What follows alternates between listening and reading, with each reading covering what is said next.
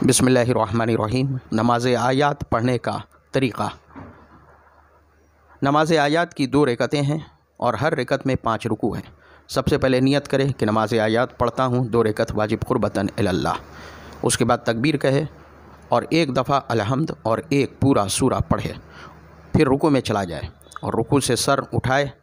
फिर दोबारा 1 दफ़ा सूरह अलहम्द और 1 सूरा पढ़े, फिर रुकू में चला जाए। इस अमल को 5 दफ़ा अंजाम दे और 5वें रुकू से क़याम की हालत में आने के बाद 2 सजदे बजा लाए और फिर उठ खड़ा हो और पहली रकअत की तरह दूसरी रकअत बजा लाए और तशहुद व सलाम पढ़कर नमाज तमाम करें। नमाज आयात पढ़ने का दूसरा तरीक़ा। नमाज आयात में ये भी मुमकिन है कि इंसान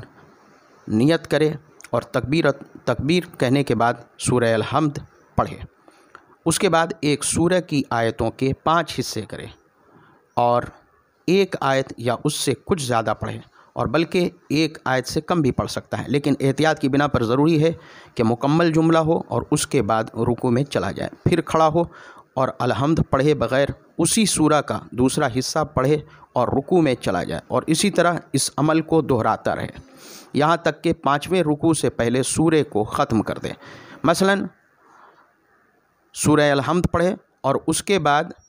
बिस्मिल्लाहिर्रहमानिर्रहीम कुल अऊज़ु बिरब्बिल फलक पढ़े, फिर रुकू में चला जाए, उसके बाद खड़ा हो और पढ़े मिन शर्रि मा खलक़, फिर रुकू में चला जाए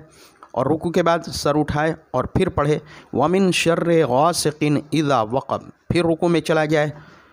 फिर रुकू से सर उठाए और पढ़े वमिन शर्रिन नफ़्फ़ासाति फ़िल उक़द, फिर रुकू में चला जाए, फिर खड़ा हो और पढ़े वमिन शर्रि हासिदिन इज़ा हसद, उसके बाद 5वें रुकू में जाए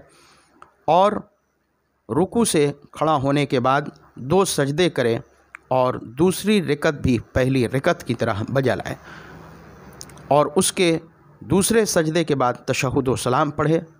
और ये भी जायज़ है कि सूरे को 5 हिस्से से कम में तक़सीम करे, लेकिन जिस वक्त भी सूरा ख़त्म करे लाजिम है कि बाद वाले रुकू से पहले अलहम्द भी पढ़े। अगर कोई शख्स नमाज आयात की 1 रकअत में 5 दफ़ा अलहम्द और सूरा पढ़े और दूसरी रकअत में 1 दफ़ा अलहम्द पढ़े और एक सूरे को 5 हिस्सों में तक़सीम करके उसकी 1-1 आयत या 1 से ज़्यादा या उससे कम मुकम्मल जुमला करके पढ़े तो कोई हर्ज नहीं है।